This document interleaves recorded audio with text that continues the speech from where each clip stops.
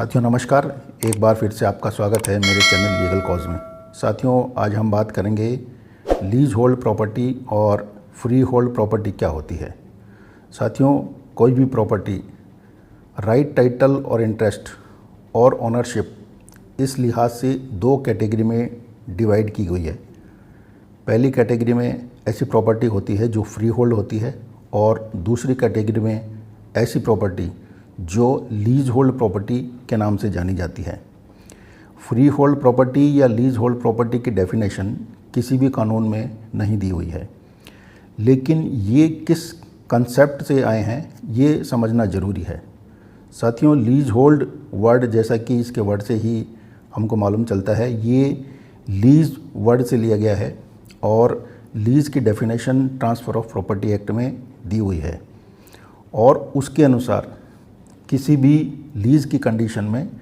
किसी व्यक्ति को उस प्रॉपर्टी की ओनरशिप ट्रांसफ़र नहीं होती है, सिर्फ उस प्रॉपर्टी को एंजॉय करने का राइट उस व्यक्ति को मिलता है या ट्रांसफ़र होता है। और दूसरी जो कैटेगरी है फ्री होल्ड प्रीमिसेस, उस फ्री होल्ड प्रॉपर्टी में ओनरशिप का कंसेप्ट इसके साथ में जुड़ा हुआ है और ओनरशिप का कंसेप्ट या ओनरशिप किसी भी व्यक्ति को उसी कंडीशन में मिलती है जबकि वो सेल डीड के द्वारा प्रॉपर्टी उसके पास आई हुई हो। और सेल की डेफिनेशन के अनुसार कोई भी प्रॉपर्टी अगर सेल की जाती है तो उसमें उस प्रॉपर्टी का राइट टाइटल और इंटरेस्ट यानी ओनरशिप ट्रांसफ़र होती है एक व्यक्ति से दूसरे व्यक्ति के पास। ऐसी कंडीशन में जबकि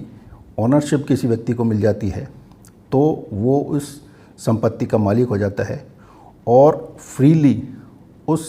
प्रॉपर्टी को न सिर्फ उसको यूज़ करने का, उसको एंजॉय करने का राइट उसको मिल जाता है,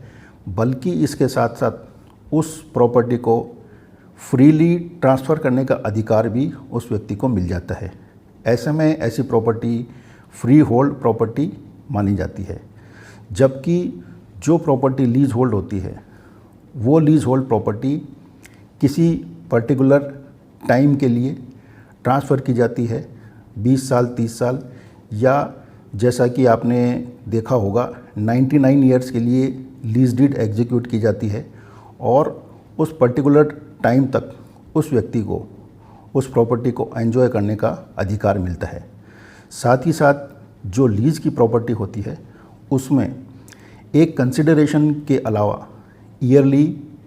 लीज रेंट तय किया जाता है उस अथॉरिटी के द्वारा या उस व्यक्ति के द्वारा जिस व्यक्ति से वो प्रॉपर्टी आपके पास आई है, और अकॉर्डिंगली वो लीज रेंट आपको ईयरली पे करना होता है। साथ ही साथ जो लीज होल्ड प्रॉपर्टी होती है उसमें चूँकि ऑनरशिप ट्रांसफ़र नहीं होती है, इसलिए उस व्यक्ति को यानी जो लीज़ी होता है, जो लीज होल्डर होता है, उस व्यक्ति को बिना परमिशन के उस प्रॉपर्टी को फर्दर सबलीज करने का या उस प्रॉपर्टी को ट्रांसफ़र करने का कोई अधिकार नहीं होता है। साथ ही साथ साथियों कोई प्रॉपर्टी लीज होल्ड है या फ्री होल्ड है, इसको डिसाइड करने के लिए सबसे अच्छा तरीका है कि जो डॉक्यूमेंट जिसके थ्रू वो प्रॉपर्टी आपके पास आई है उस डॉक्यूमेंट की नेचर को देखा जाए कि वो डॉक्यूमेंट लीज एग्जीक्यूट किया गया है या सेल डीड एग्जीक्यूट की गई है। नॉर्मली जो प्रॉपर्टी फ्री होल्ड होती है उसमें या तो सेल डीड एग्जीक्यूट की जाती है या कन्वेंस डीड एग्जीक्यूट की जाती है। साथ ही साथ उस डॉक्यूमेंट की जो टर्म्स एंड कंडीशंस होती हैं, अगर वो फ्री होल्ड प्रीमिसेस है या प्रॉपर्टी है तो उसमें कोई स्पेसिफिक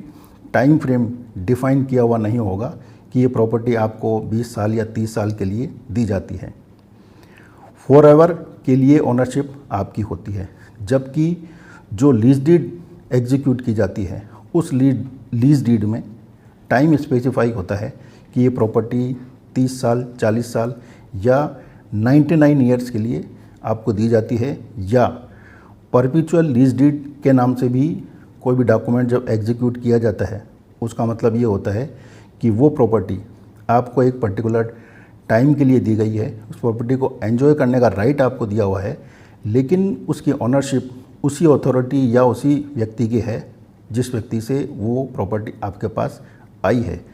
साथियों, इसके साथ साथ ये चीज़ भी समझना बहुत ज़रूरी है कि कुछ स्टेट्स में ऐसा नियम बनाया गया है कि जो लीज होल्ड प्रॉपर्टी है वो वन टाइम चार्जेज पेमेंट करने के बाद उस प्रॉपर्टी की जो लीज होल्ड राइट है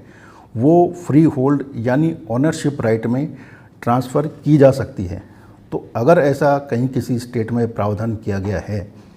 कि चार्जेज पे करने के बाद उस लीज होल्ड प्रेमिसेस की ओनरशिप आपको ट्रांसफ़र होती है तो ऐसा किया जाना संभव है। साथ ही साथ ये भी ध्यान में रखना ज़रूरी है कि किसी भी प्रॉपर्टी के कन्वर्जन से उसकी लीज होल्ड है या फ्री होल्ड है उससे कोई फ़र्क नहीं पड़ता और न ही उससे उसकी फ्री होल्ड या लीज होल्ड होने को डिसाइड किया जा सकता है। इसलिए जो प्रॉपर्टी मान लीजिए आपको अलॉटमेंट के थ्रू मिली हुई है, उस कंडीशन में भी चूँकि लीज डीड एग्जीक्यूट की जाती है इसलिए वो प्रॉपर्टी लीज होल्ड प्रॉपर्टी मानी जाएगी, जैसा कि उस डॉक्यूमेंट से ही बिल्कुल स्पष्ट हो जाता है। इसलिए साथियों, इन सारी चीज़ों को जानने के बाद आपको सिर्फ ये ध्यान रखना है कि जो डॉक्यूमेंट एग्जीक्यूट हुआ है वो लीज डीड है या सेल डीड है या कन्वेंस डीड है और उस डॉक्यूमेंट्स के अंदर टर्म्स एंड कंडीशंस क्या हैं। अगर टर्म्स एंड कंडीशंस किसी पर्टिकुलर पीरियड के लिए है और उसमें लीज रेंट दिया हुआ है जो आपको पे करना है, इसका मतलब ये है कि आप लीज होल्डर हैं और वो प्रॉपर्टी लीज होल्ड प्रॉपर्टी है। अदरवाइज़ दूसरे सारे केसेस में जहाँ ओनरशिप आपको ट्रांसफ़र हो गई है वो प्रॉपर्टी फ्री होल्ड प्रॉपर्टी मानी जाएगी। इसलिए साथियों, मैं समझता हूँ कि ये जानकारी आपके लिए काफ़ी उपयोगी होगी। ये जानकारी आपको कैसी लगी इस बारे में आप कमेंट करें और मेरी रिक्वेस्ट है कि इस चैनल को आप सब्सक्राइब करें और ज़्यादा से ज़्यादा शेयर करें ताकि अधिक से अधिक इसी तरह की जानकारी मैं आप लोगों को प्रेषित करता रहूं। धन्यवाद।